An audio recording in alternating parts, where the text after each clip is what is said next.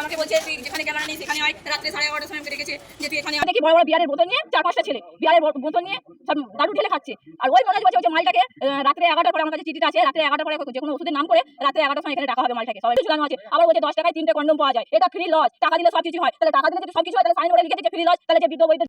This channel does not promote any violent, harmful, or illegal activities. All content provided by this channel is meant for an educational purpose only. 17/4/2026 শুক্রবার হাওড়া জেলার বাগনান গ্রামীণ হাসপাতাল আরজিকর ঘটনার ছায়া সাক্ষী হলো। মূলত বাগনানের এক গৃহবধূ মেয়ে চিকিৎসা করাতে এসে যৌন লালসার শিকার হলো এক সিভিক ভলান্টিয়ার মনোজ বেরার কাছে। গৃহবধূর অভিযোগ, বাগনান হাসপাতালে চলছে রমরমিয়ে দেহ ব্যবসা। তিনি এই যৌন লালসার শিকার হয়েছেন। হাসপাতাল কর্তৃপক্ষকে বিষয়টিকে জানানো হলে তাদের দাবি ঘটনাটাকে যেন ধামাচাপা দেওয়া হয়। বাগনান থানায় এফআইআর দায়ের করা হলে তারপর থেকে মনোজ বেরা এলাকা থেকে লাপাতা।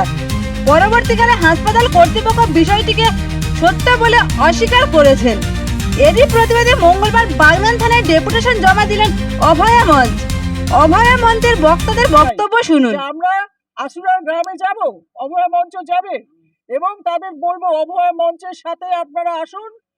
এদের উপরে নানা ধরনের নোংরা কাজ করার চেষ্টা করা হচ্ছেও এবং এদের নিরাপত্তা বলতে কিচ্ছু নেই। এই রাজ্যে সমস্ত হাসপাতালে এই ধরনের ঘটনা ঘটছে। আমরা এখনো অভয়ার হত্যার যে দাগ তা আমাদের ক্ষত এখনো মুছে যায়নি। চেষ্টা করেও কিছু করা যাচ্ছে না।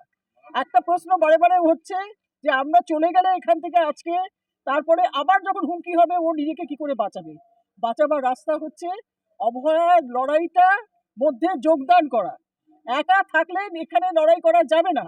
অভয়া মঞ্চ যেভাবে দাঁড়িয়ে লড়াই করছে, আজকে বলবো আশুরাকে তুমিও আমাদের একজন হও এবং আমাদের সাথে থেকে নিজের নিরাপত্তাকে তুমি আদায় করে নাও।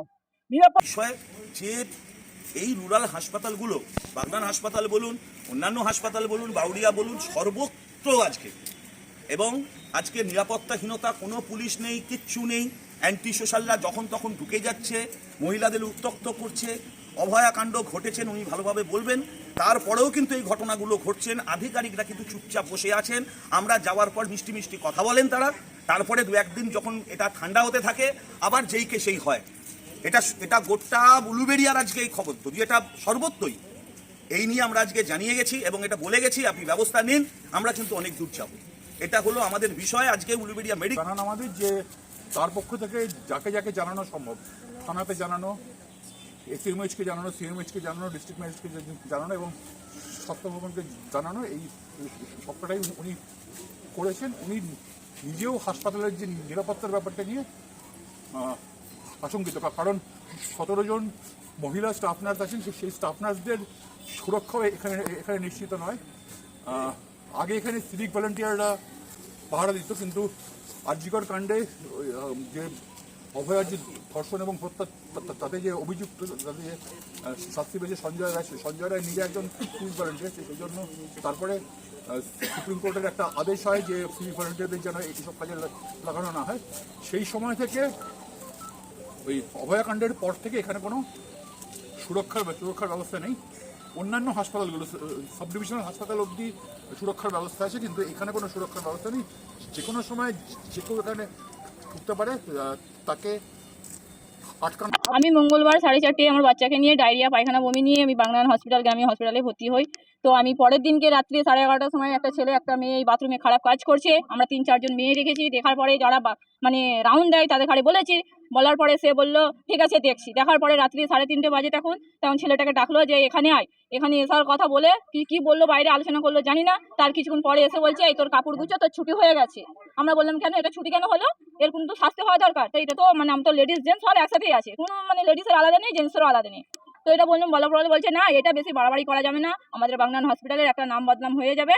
বাগনান হসপিটালের নাম বদনাম হয়ে যাবে। আমাদের একটা মানে আমরা যে রাতে ডিউটি করছি এটা আমাদের ঘাড়ে, মানে পুলিশ প্রশাসন মানে অন্য জায়গা থেকে আমাদের ঘাড়ে ধরবে যে তোমরা কি করছিলে রাতে, যে এরকম পায়খানার ভিতরে খারাপ কাজ হচ্ছে, বাথরুমের ভিতরে এরকম খারাপ কাজ হচ্ছে।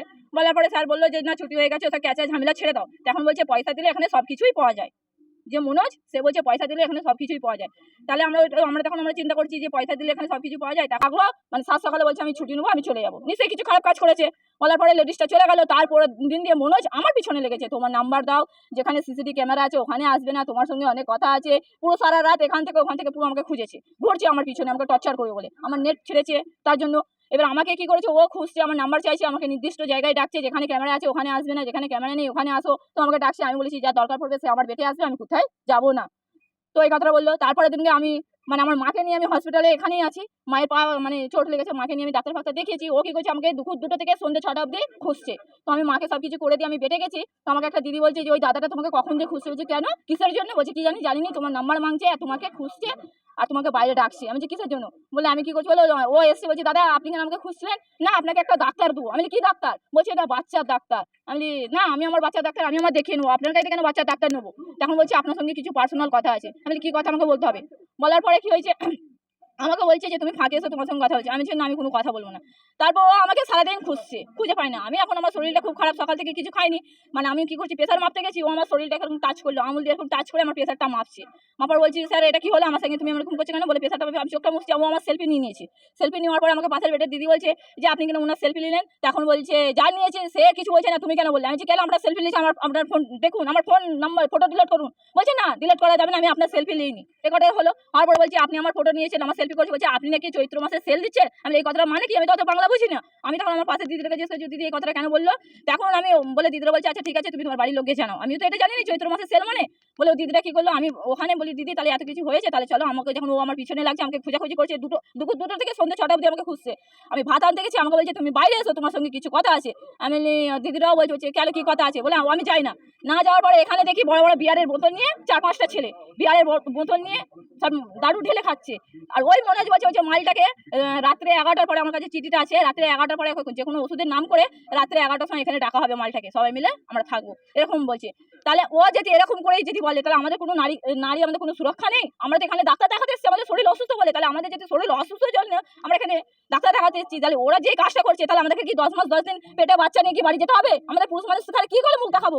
এই হসপিটালে তো প্রায় রেপ হচ্ছে, কন্ডম মন্ডম যত কিছু ঝুলানো আছে। আবার বলছে 10 টাকায় 3টে কন্ডম পাওয়া যায়, এটা ফ্রি লজ, টাকা দিলে সব কিছু হয়। তাহলে টাকা দিলে যদি সব কিছু হয়, তাহলে সাইন বোর্ডে লিখে দিচ্ছে ফ্রি লজ। তাহলে যে বৃদ্ধ বৈধ যত লোক আছে, তাহলে এই ফ্রি লজে এসে কি তারা কি মানে মনে সুখ শান্তি মিটে নিচ্ছে। আমরা এত মতলব বিওমহিষকে বলছি যে আপনি ক্যামেরা চেক করুন, বিওমহিষ ক্যামেরা চেক করছে না, ক্যামেরা চেক করছে না। পুলিশের কাছে গেছি, পুলিশ কোনো ডায়েরি লিখে না। আজকে 4-6 দিন হয়ে গেল, কোনো পুলিশ প্রশাসন কিছুই হয় না। সে এরকম কি মানে মানুষ তাকে খুঁজে পাচ্ছে না, কোনো ক্যামেরা চেক করছে না, তার কোনো ডিটেল প্রুফ দিচ্ছে না। তাহলে এদের সিট যাওয়ার জন্য এরা মানে প্রুফ দিচ্ছে না, কিছু দিচ্ছে না। তাহলে আমি তো একটা নারী, তাহলে আমি কি করে মুখ দেখাবো। তাহলে এরা নিশ্চয়ই সবাই মিলে সাথ আছে, যোগ আছে, সিস্টার বলো, নার্স বলো, বিওমহিষ বলো, সব তাহলে সাথ আছে। তাহলে এও নিশ্চয়ই খারাপ কাজ করে, নিশ্চয়ই ও খারাপ কাজ করে, ওই জন্য কিছু বলছে না বা ক্যামেরা চেক করছে না, নিশ্চয়ই ও 2 নম্বরই কাজ করে। আচ্ছা এই বিষয়ে কি আপনি আপনার গ্রাম থেকে সাহায্য পেয়েছেন কি? না, কিছু সাহায্য পাইনি, আর আমাকে হুমকি দিচ্ছে এই কেসটা চেপে যাও, তুমি বাইরে শহরে যেতে পারছো না। আমাদের মানে পার্টির লোকেরাই হুমকি দিচ্ছে যে তুমি বাইরে থাকো। হ্যাঁ, টিএমসি পার্টি বলছে তুমি বাইরে যেতে পারবে না, তুমি বাইরে থাকো, তুমি তো এই বাইরে, আমি 1 মাস 15 দিন আমি এই কলকাতায় এসেছি, বলছে তুমি বাইরে যেতে পারবে না, এই কেসটা হয়ে গেছে, সবাই তোমাকে গাছে তুলে তুমি মই কেড়ে নেবে, তুমি আর নামতে পারবে না। বলে আমি নামতে পারি কি না পারি, আমি লাভ কেটে লাভ সেবি আছে, কিন্তু আমি মানে এইটা আমি প্রতিবাদটা চালিয়ে যাবো। আজ আমার হচ্ছে, কালকে আমার বাচ্চার হতে পারে, আমাকে তো এই জিনিসটা এই জায়গাটাতে আসতে হবে, আজ না আসিনি কালকে আসতে হবে। তাহলে এরকম যদি এই খারাপ কাজ যদি এই বাগনান হসপিটাল হয়, তাহলে সিস্টার যে বিওমহিষ আছে ও তাহলে কি করতে আছে, তাহলে ক্যামেরা কিসের জন্য লেগেছে, ভেঙে ফেলে দিক। বলছি আমাদের ক্যামেরা চেক করবে না, এই করবে না, বলছে তাহলে ক্যামেরা ভেঙে ফেলে দিই। কেন ক্যামেরা কেন চেক করছে না, আমার একটাই তথ্য যে ক্যামেরা কেন চেক করছে না, যে 6-7 দিনের কথা, তাহলে কেন এখনো পুলিশ তাকে ধরে না, পুলিশ প্রশাসন কেন তাকে নেয় না। আমি তো সারা রাত সারাদিন আওয়াজ করেছি, কোনো সিস্টার আমার পাশে যে দাঁড়ায়নি। সিস্টাররা বলছে এই কথা ছেড়ে দেয়, আমাকে নিরালা জায়গায় নিয়ে চলে যাচ্ছে। কেন, এটা কি আর্জিকল হয়ে গেল, যার ছেলে তার চলে গেল, আমাকে এখন হুমকি দিচ্ছে। এরা দিচ্ছে কি, তার এরা লোক লাগিয়েছে কিসের জন্য আমি তো সেটা জানি না, কিন্তু আমাকে হুমকি দিচ্ছে কেসটা ছেড়ে দাও, কেসটা চেপে দাও। কেন চেপে দেবো, আজ আমার হয়েছে, কালকে আমার বাচ্চার হতে পারে, কালকে আমার মায়ের হতে পারে, কালকে কোনো বোনেরও হতে পারে। তাহলে এটা কি হতেই থাকে, এটা বাগনান হসপিটাল? হ্যাঁ, এটা বলছে ফ্রি লজ, বলছে টাকা দিলে সব কিছু হয়। তাহলে এটা কি এখানে কেন কিছু ধরছে না কেন? এত হসপিটালের কোনো তো সুরক্ষা নেই, পরিষ্কার পরিচ্ছন্ন কিছুই নেই, ক্যাচরা এখানে ওখানে সব ঝোলা আছে, আর দিদিরাও এত সাথ আছে, এই যে সিস্টাররা সবাই সাথ আছে। কেন বলছে পয়সা দিয়ে সব কিছু হয়। আমরা রাত্রি যখন বললাম যে দিদি পায়খানা বাথরুমের ভিতরে এরকম হচ্ছে, সিস্টাররাও কেন তাকে বললো না, তাকে কেন ধরলো না, রাতে যখন ওরকম কাজ হলো তাকে কেন পুলিশ প্রশাসনে দিল না। সিস্টাররা ছুটি দিয়েছে, তাহলে সিস্টাররা কেন রাতে 3:30-র সময় কেন ছুটি দিল, কিসের জন্য দিল? তাহলে নিশ্চয়ই ওরা যোগাযোগ আছে। আমি বলছি তালা ভিতর দিয়ে মারানো উচিত, বাইরে কেন তালা মেরেছে? তাহলে এখান দিয়ে আসামিকে ঢোকাই, কাজ করে বাইরে দিয়ে তালা মেরে ছেড়ে দিয়ে চলে যায়। হ্যাঁ, তাহলে বাইরে দিয়ে তালা মেরে রেখেছে, তাহলে ভিতরে কাজ হয়, বাইরে দেওয়া তালা খুলে চলে যায়। তাহলে সিস্টারও আছে, বিএমওইজও আছে, নার্সও আছে, সবাই আছে, এরা সবাই যোগদান আছে। কেন ক্যামেরা কেন চেক করছে না কেন?